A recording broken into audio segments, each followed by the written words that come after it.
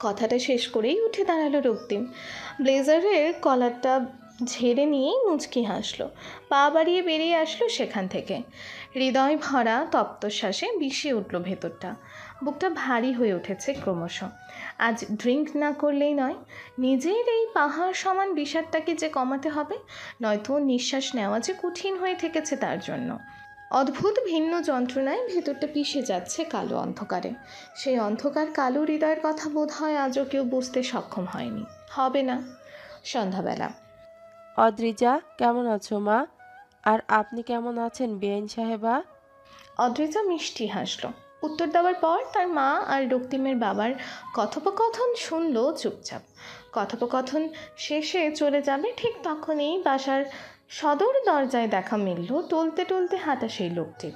রক্তিমের চোখজোড়া লাল টকটকে, হেঁটে আসাটা স্বাভাবিক দেখাচ্ছে না। এই বিকালবেলায়ও যে সে ড্রিঙ্ক করেছে তা তার হাঁটা দেখে স্পষ্ট। অদ্রিজা একবার রক্তিম তো একবার মায়ের দিকে তাকালো। রক্তিমের এই বিষয়টা বুঝে গেল তার মা কী ভাববে। মেয়ের জামাই শেষ পর্যন্ত একটা মাতাল।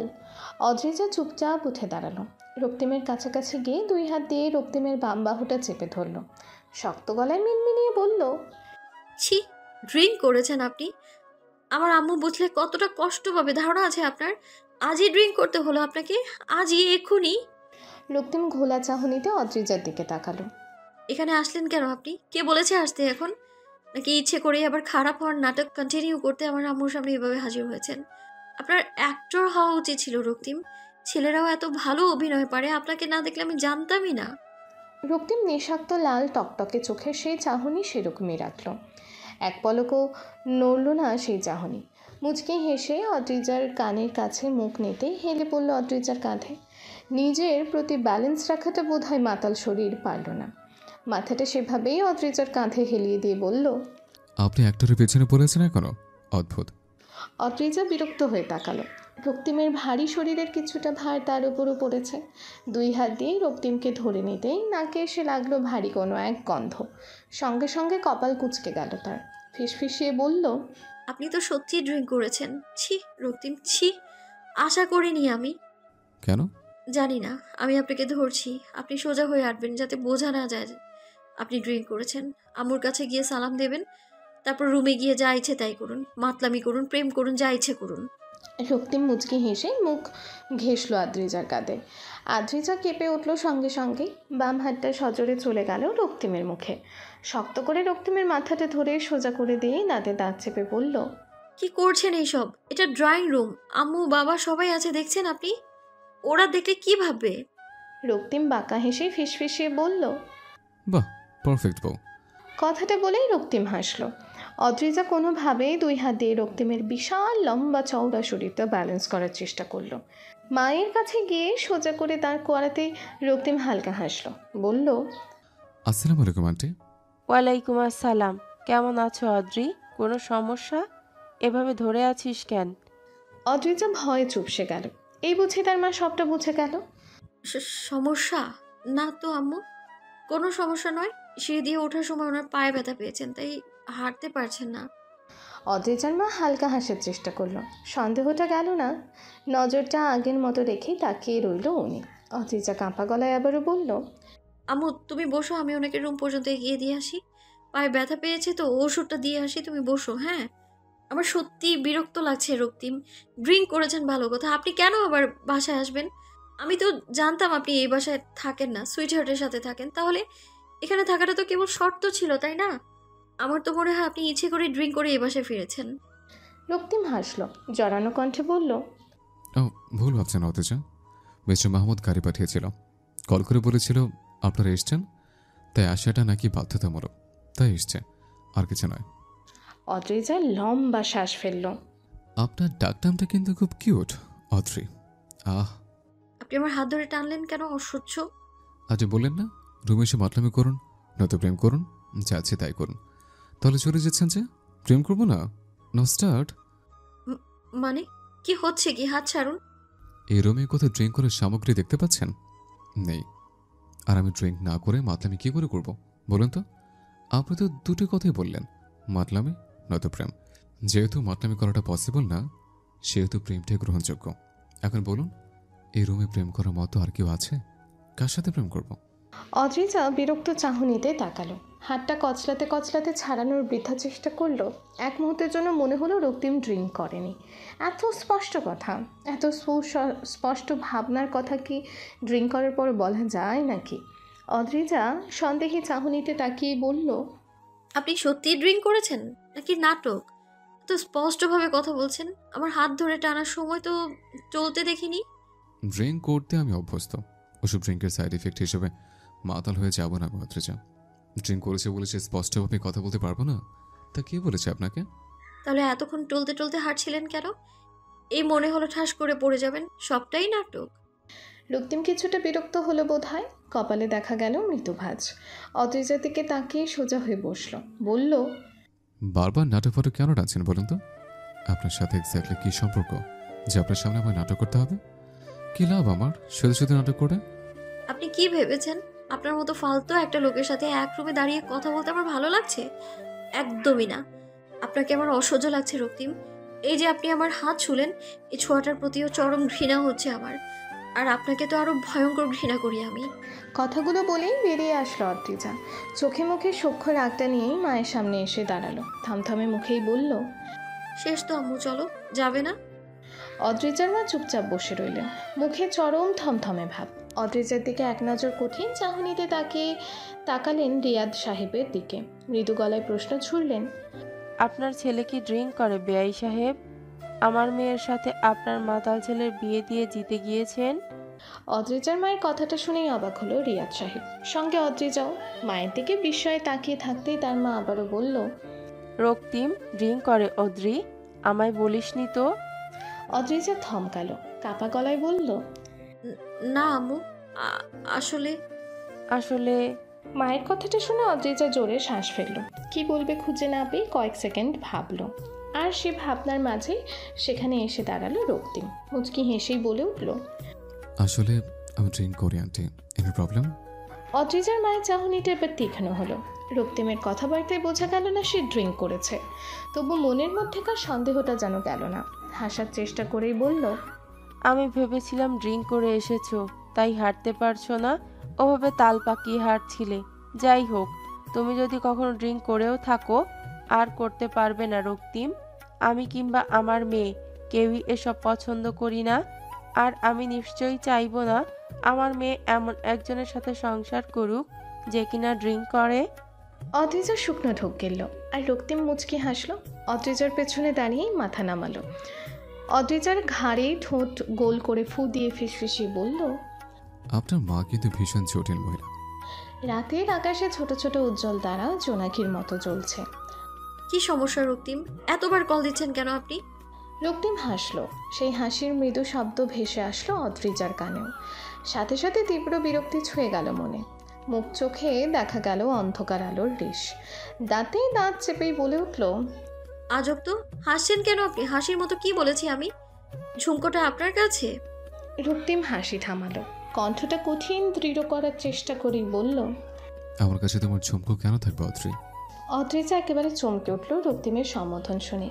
তুমি আর অদ্রি ডাক্তার রক্তিমের মুখে কিছুটা ভিন্ন শোনালো যেন। মনের ভেতর বয়ে গেল অদ্ভুত এক শিহরণ। অদ্রিজা হালকা গলায় বলে বসলো, কি বলেন? আমায় অদ্রি ডাকার অধিকার নেই আপনার। অদ্রি যাই ডাকবেন। রক্তিম ফিচল গলায় বলে উঠল, তোমার প্রেমিকের দেওয়া নামও তো ডাকছি না অদ্রি। অদ্রি রেখেছে, দ্রিজা নয়। অদ্রিজা চুপ রইল। বিরক্তি মাথা ছেড়ে যেতে চাইল যেন মুহূর্তেই। রাগে হাঁসফাঁস করে কিছুটা সময় নীরবতার পরই রক্তিম আবারও বলল, রেখে গিয়েছো নাকি অদ্রি? কুল। তোমার বান্ধবীর ফুফাতো ভাই হিসেবে এতটুকু মজা আমি করতেই পারি, তাই না অদ্রি? আপনি আমার কেউ নন রক্তিম, কেউ নন। বান্ধবীর ফুফাতো ভাই হিসেবে তো আপনার সাথে আমার পরিচয় হয়নি। যে পরিচয়টা হয়েছিল সেটা আমি কিংবা আপনি কেউ মানি না। হাতে গোনা আর কয়েকটা দিন, এরপর এমনিতেও আমাদের আর দেখা সাক্ষাৎ হবে না। আর আপনি আমার কেউ নন রক্তিম। হ্যাঁ জানি, তবু অনাথি চর্চা করতে আমার ভালোই লাগে অদ্রি। এনিওয়েজ, আমি বোধহয় বিরক্ত করছি।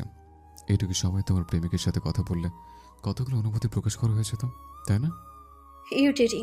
বারবার প্রেমিক বলে কি বোঝাতে চাইছেন আপনি? দিহান মোটেই আমার প্রেমিক নয়, আর আমার কোনো প্রেমিক নেই। আশা করি বিষয়টা বোঝাতে পেরেছি আমি আপনাকে। রক্তিম হাসলো, ফিসফিস করে কাউকে কিছু বলেই কিছুটা সময় চুপ রইল। অদ্রিজাও চুপ রইল। অবশেষে ওপাশ থেকে কোনো কিছু শুনতে না পেয়েই বলল, বাই, রাখছি। রক্তিম এতক্ষণ কিছু না বললেও এবার লম্বা দীর্ঘশ্বাস ফেলল। মৃদু গলায় ফিসফিসিয়ে বলল, ডোন্ট মাইন্ড অদ্রিজা, পাশে সুইটার ছিল এতক্ষণ। আপনার ঝুমকোটা পকেটে দেখে সন্দেহ করেছিল, তাই কল করে শেয়ার করলাম তাকে। আপনাকে তুমি আর অদ্রি বলে ডাকাটা তার উপস্থিতির জন্যই। বাই।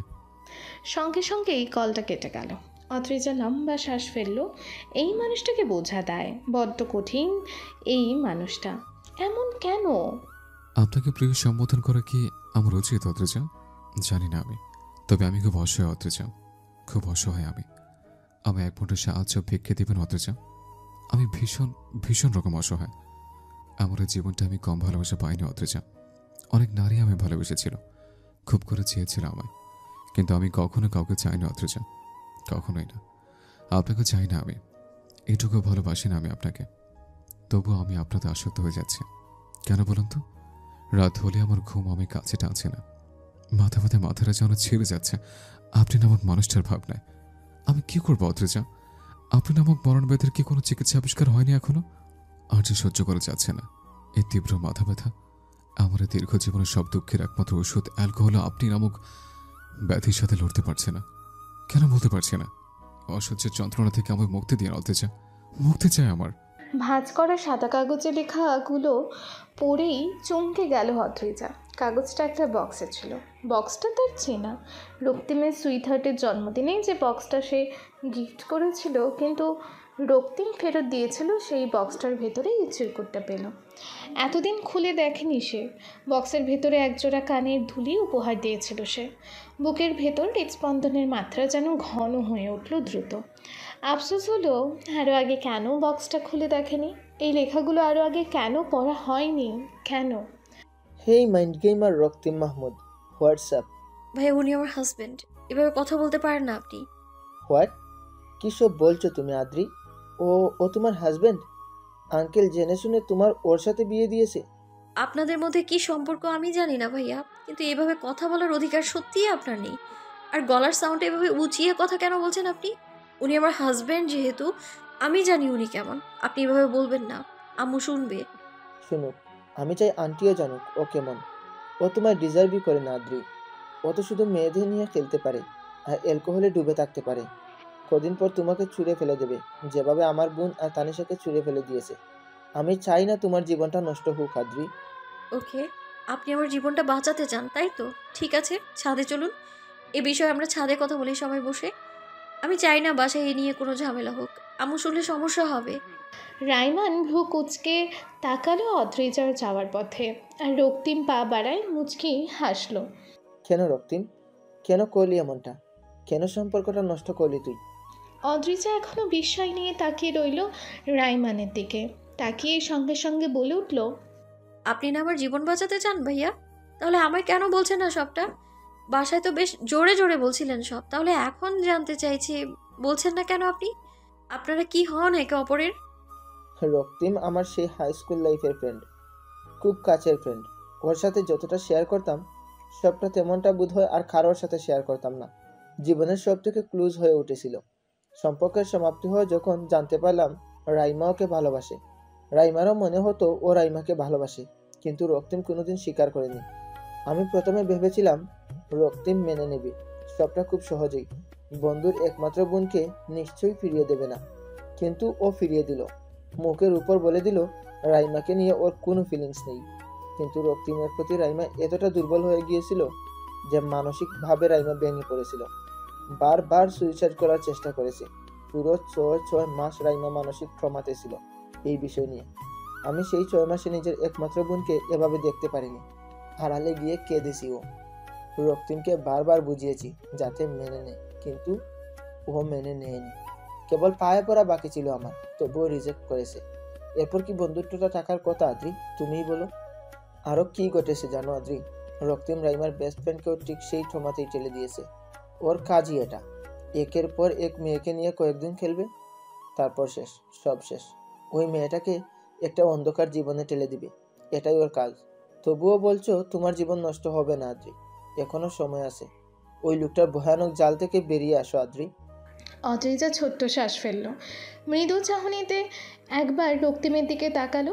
মুখ চোখে তেমন কোনো ভাবাবেগ দেখা গেল না রক্তিমের। আগের মতোই হাসি রয়েছে মুখে। অদ্ভুত না লোকটা, নিজের সম্পর্কে এত এত কথা, অথচ সে একটা কথাও বলছে না, বরং হাসছে।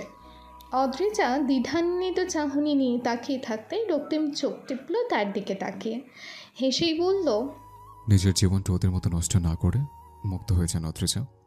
বারবার বলছি আমি আপনাকে, পরে যাতে আপনি ওদের মতো এলোমেলো হয়ে কষ্টে না থাকেন সেজন্য বলছেন। আমায় ছেড়ে নিজের মতো থাকুন, মুক্ত হয়ে বাঁচুন। ছাদের দরজার কোণে দাঁড়িয়ে এতক্ষণকার রক্তিম, রাইমান আর অদ্রিজার সবগুলো কথা শুনলেন অদ্রিজার মা। মুখ চোখে তীব্র থমথমে ভাব নিয়ে রক্তিমের দিকে তাকিয়ে রইলেন তিনি। আম্মু, অদ্রিজার মায়ের মুখের কঠিন থমথমে ভাবটা কমল না, একটু পরিবর্তন ঘটল না তার মুখের চাহনির। অদ্রিজার দিকে ক্ষিপ্ত চাহনিতে তাকিয়ে বলে উঠলেন তিনি, এমন একটা ছেলেকে নিজের জন্য পছন্দ করেছিস তুই অদ্রি? এমন একটা ছেলেকে, মেয়েদের জীবন নষ্ট করে বেড়ানো যার অভ্যাস, তুই তাকে বিয়ে করেছিস? ভুল ভাবছো আম্মু। লজ্জা করছে না তোর? আবার মুখে মুখে কথা বলছিস তুই কোন সাহসে? একটা মাতাল মেয়ে বা ছেলেকে বিয়ে করেছিস? আমার তোর ওপর বিশ্বাস করাই উচিত হয়নি অদ্রি। আর এসব নিয়ে ভুল ভাবার তো প্রশ্নই আসছে না। ওকে আমি সেদিনই ড্রাঙ্ক অবস্থায় দেখেছি, আর রাইমার কথা অনুযায়ী ও সারাক্ষণই মদে ডুবে থাকে বোঝা যাচ্ছে। আর রাইমার জীবনটাও ও নষ্ট করেছে, তাও বলবি ভুল ভাবছি? তুমি শুনোনি আম্মু? রাইমা আপু নিজেই বললেন যে উনি কখনো রাইমা আপুকে ভালোবাসেননি, ভালোবাসিও বলেননি। ভালোবাসাটা রাইমা আপুর পক্ষ থেকে ছিল আম্মু। একটা ছেলেকে ভালোবেসে তাকে না পাওয়ার বেদনায় যদি রাইমা আপুর ট্রমায় চলে যান, তাহলে রক্তিমের কি দোষ? রাইমা আপুর প্রতি ওনার কোনো ফিলিংস নেই জেনেও যদি রাইমা আপুকে উনি ভালোবাসি বলতেন, এটা কি ঠকানো হয়ে যেত না আম্মু? আর ওই যে রাইমা আপুর বেস্ট ফ্রেন্ড তানিশা, তার সাথে রিলেশনে গিয়েছে, এটা রাইমা আপু রায়মান ভাইয়ার ভুল ধারণা। ওই ছেলেটাকে আমি মানব না তোর স্বামী হিসেবে। আমি চাই না একটা মাতালের সাথে তুই সংসার কর অদ্রি। আজ যদি ওই ছেলেটার সাথে তোর ছাড়াছাড়ি না হয়, তো তুই জীবনের এক পর্যায়ে গিয়ে খুব পস্তাবি অদ্রি। আমি চাই না তুই জীবনের কোনো সময় কষ্ট পাস। আমি তোদের ডিভোর্সের ব্যবস্থা করব খুব শীঘ্রই। অদ্রিজার মাথায় আকাশ ভেঙে পড়ল যেন মুহূর্তেই। মাথা ফাঁকা ফাঁকা লাগলো। ঝাপসা চোখ জোড়া নিয়ে একবার মায়ের দিকে তো আর একবার রক্তিমের দিকে তাকালো সে। অদ্রিজার মায়ের কাছাকাছি দাঁড়িয়ে মুচকি হেসে বলল, ডিভোর্সটা 6 মাসের মধ্যে হয়ে যাবে আন্টি, অ্যাপ্লাই অনেক আগে করা আছে। অদ্রিজার মা অবাক হলো রক্তিমের কথা শুনে। ভ্রুজোড়া কুচকে নিয়ে তীক্ষ্ণ চাহনিতে রক্তিমের দিকে তাকাতেই রক্তিম আবারও বলল, আপনি সত্যিই বলেছেন আন্টি, অদ্রিজাকে কোনো এক সময় খুব করে পৌঁছাতে হবে। যদি আমার সাথেই থাকে, ও কোনো সময় কষ্ট পাক। অদ্রিজার আগে হিংস্র চাহনিতে তাকালো রক্তিমের দিকে। এক মুহূর্তের জন্য মনে হলো মাকে বিয়ের পেছনে রহস্যটা বলে দেওয়া উচিত, কিন্তু পরক্ষণেই আবারও চুপ হয়ে গেল। মায়ের উপরের অভিমানটা রক্তিমের ওপর গিয়ে ভিড় করলো।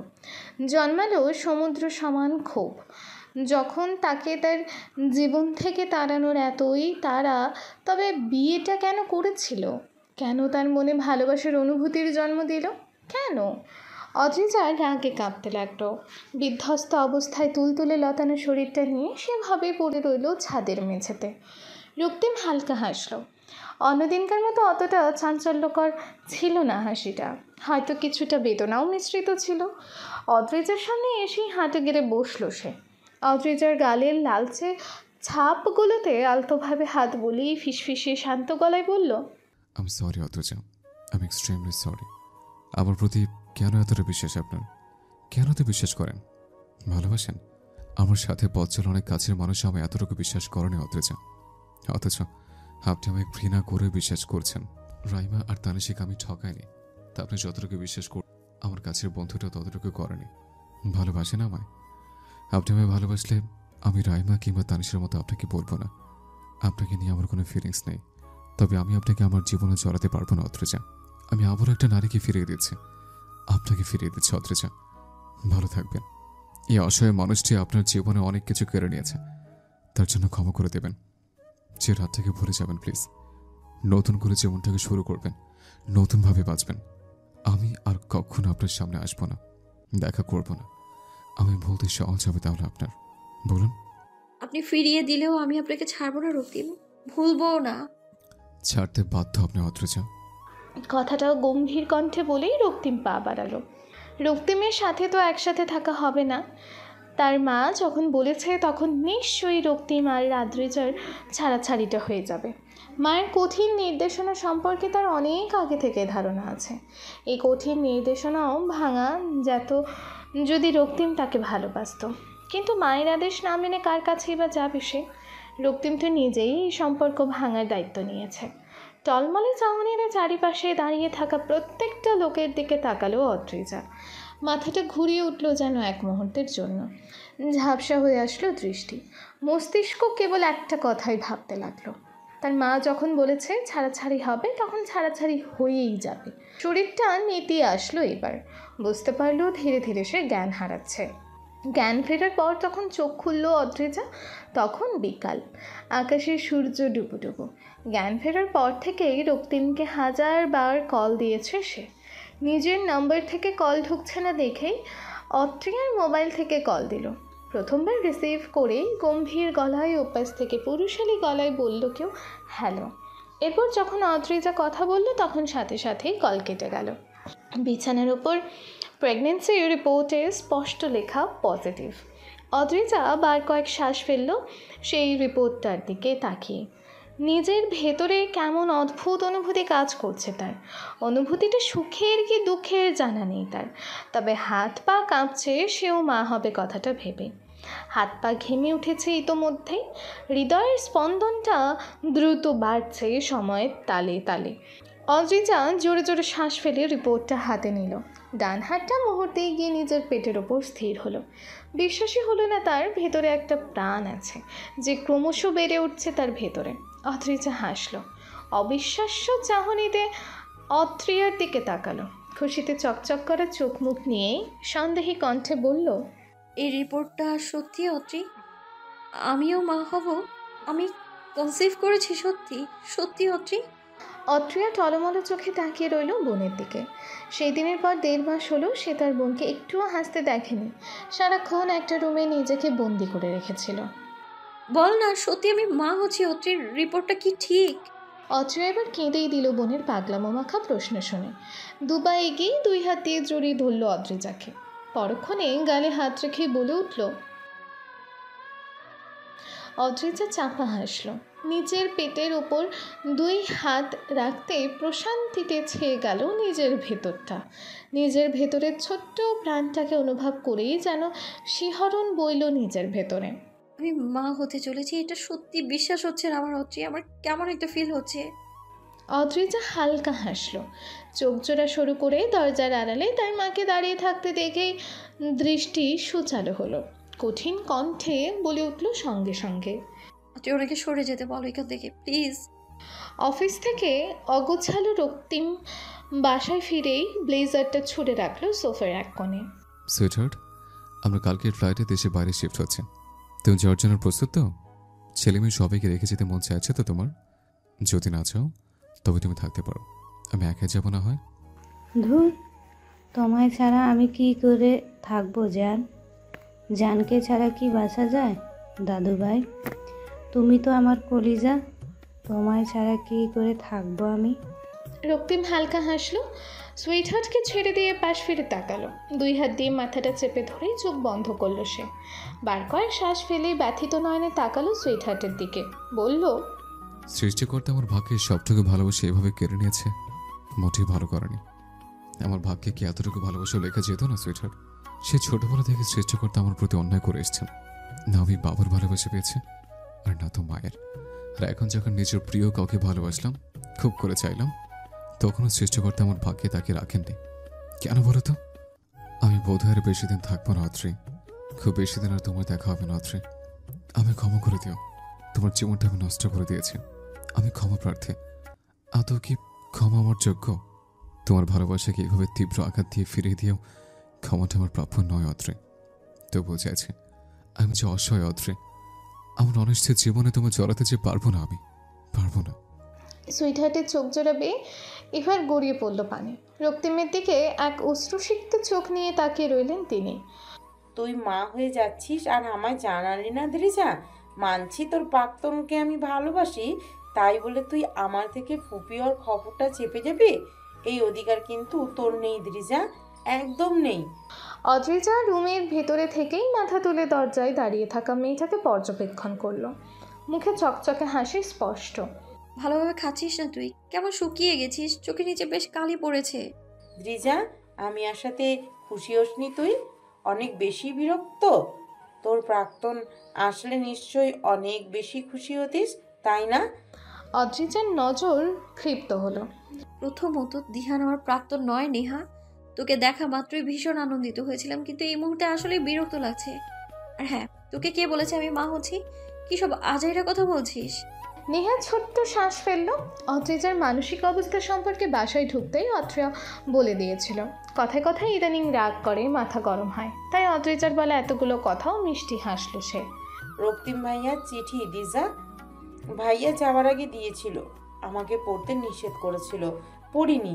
ভাষটা যেভাবে দিয়েছিল সেভাবেই আছে। আমার দায়িত্ব ছিল চিঠিটা পৌঁছে দেওয়া।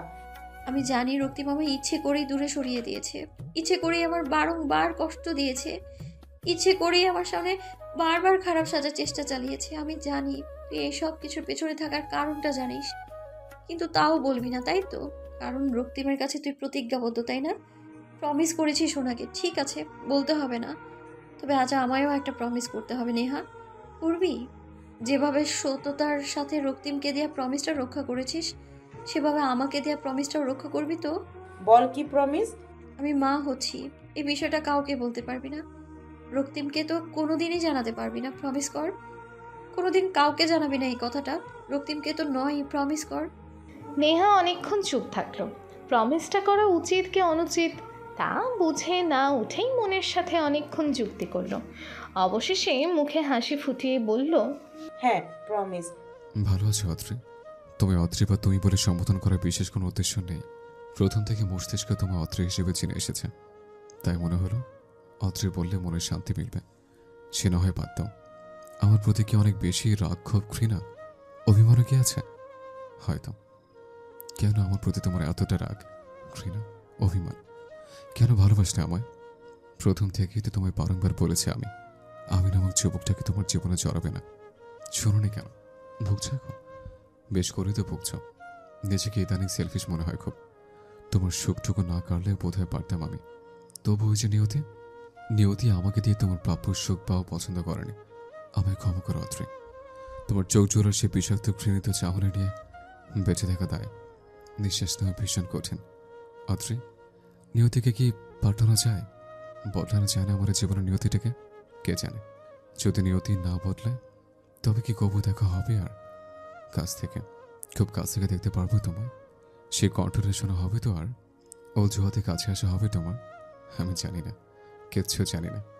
শুধু এটুকু জানি আমি তোমার থেকে সরে যাচ্ছি, অনেকটা দূরে সরে যাচ্ছি। যদি কোনোদিন ফিরে আমি আগের মতো ভালোবাসবে না, আর যদি না ফিরে তবে নিশ্চয় ভুলে যাবে আমায়।